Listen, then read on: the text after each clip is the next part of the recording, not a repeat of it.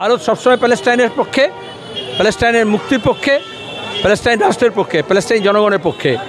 RSS ধর্মীয় কারণ দেখিয়ে প্যালেস্টাইন বিরোধী, ইসরায়েলের দালাল। কিন্তু ভারতবাসী, ভারতের মানুষ, পৃথিবীর গণতান্ত্রিক মানুষ, তারাই প্যালেস্টাইনের পক্ষে রয়েছে, প্যালেস্টাইনের মুক্তি সংগ্রামের পক্ষে রয়েছে। হচ্ছে গাজা স্ট্রিপে, সেখানে দাঁড়িয়ে সেটা বন্ধ করতে হবে অবিলম্বে। কিন্তু মোদী সরকার আসার পর থেকে ভারতবর্ষের যে সমস্ত প্রতিবেশী দেশগুলো আছে সবার সাথে মোদী সরকার এমন একটা খারাপ ব্যবহার এবং খারাপ সম্পর্ক করে রেখেছে যে আমাদের বৈদেশিক নীতি প্রত্যেকটা পদে পদে ঝাড় খাচ্ছে। আচ্ছা, এটা তো ইউএনওর সিদ্ধান্ত, 2 স্টেট সলিউশন। সেখানে ইসরায়েলও থাকবে, প্যালেস্টাইনও থাকবে।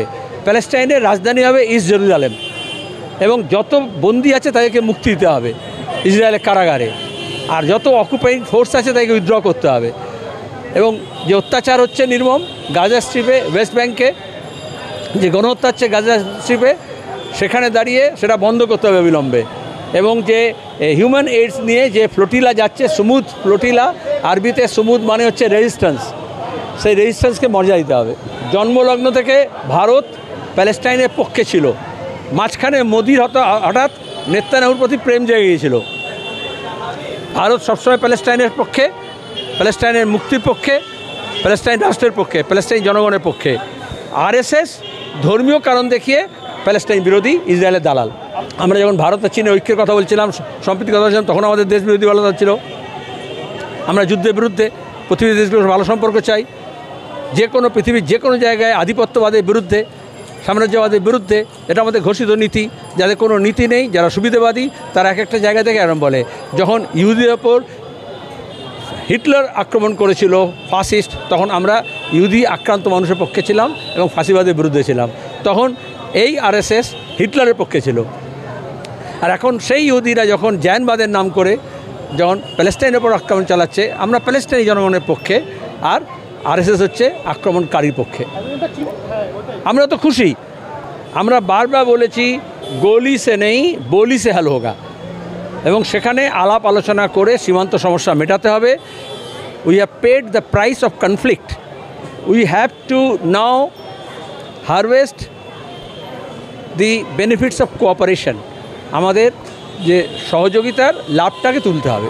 আমরা তো প্যালেস্তাইনের স্বাধীন রাষ্ট্রের পক্ষে সর্বদাই সবসময় আছি, এবং প্যালেস্তাইন তো তাই ছিল। প্যালেস্তাইনের উপর ইসরায়েল দখলদারি করে এই বিগত প্রায় 75 বছর ধরে প্যালেস্তাইনকে পুরোপুরি দখল করে নিয়েছে, এবং গত 2 বছর ধরে তাদের উপর যে নারকীয় হামলা চালাচ্ছে সেটা গোটা পৃথিবীর মানুষ দেখতে পাচ্ছে। সুতরাং প্যালেস্তাইনের অধিকার আজকে গোটা পৃথিবীর মানুষ সবসময় বলে আসছে। শুধুমাত্র কিছু দেশ তারা এটাকে এর বিরোধিতা করে এসছে এবং এখানটাতে ইসরায়েলের সমর্থনে থেকেছে। আমাদের দেশ ভারতেও সর্বদা সব সময় আমাদের যে স্বাধীনতা সংগ্রাম, সেই স্বাধীনতা সংগ্রামের সময় থেকেই আমরা প্যালেস্টাইনের পক্ষে দাঁড়িয়েছি। এখন এই নতুন বিজেপি সরকার আসার পরে আমরা দেখছি যে 2014 সাল থেকে সেই নীতিটাকে, বৈদেশিক নীতিটাকে ঘুরিয়ে দিয়ে আমরা দেখলাম যে মোদী সরকার তারা ইসরায়েলের পক্ষে দাঁড়িয়ে ইসরায়েলের এই যুদ্ধ অপরাধ, সেই যুদ্ধ অপরাধের সাথে সামিল হয়ে গেল। এমনকি আমাদের দেশের শ্রমিকদেরও সেখানে তারা পাঠাতে শুরু করলো। সুতরাং এই সরকার আসলে আমাদের দেশের যে বৈদেশিক নীতি, সেই বৈদেশিক নীতিকে সম্পূর্ণভাবে লঙ্ঘন করে তারা ইসরায়েলের পক্ষে রয়েছে। কিন্তু ভারতবাসী, ভারতের মানুষ, পৃথিবীর গণতান্ত্রিক মানুষ, তারাই প্যালেস্টাইনের পক্ষে রয়েছে, প্যালেস্টাইনের মুক্তি সংগ্রামের পক্ষে রয়েছে।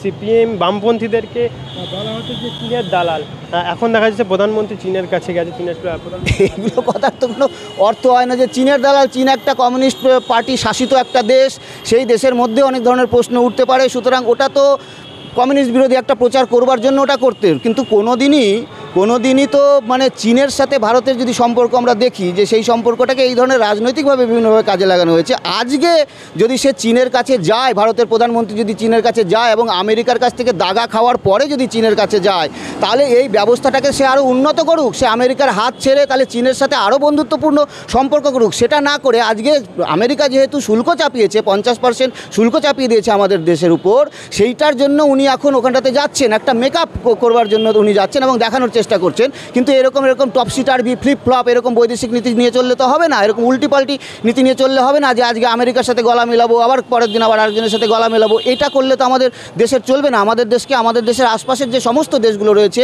সব দেশের সাথে সুসম্পর্ক বজায় রাখতে হবে। কিন্তু মোদী সরকার আসার পর থেকে ভারতবর্ষের যে সমস্ত প্রতিবেশী দেশগুলো আছে সবার সাথে মোদী সরকার এমন একটা খারাপ ব্যবহার এবং খারাপ সম্পর্ক করে রেখেছে যে আমাদের বৈদেশিক নীতি প্রত্যেকটা পদে পদে ঝাড় খাচ্ছে।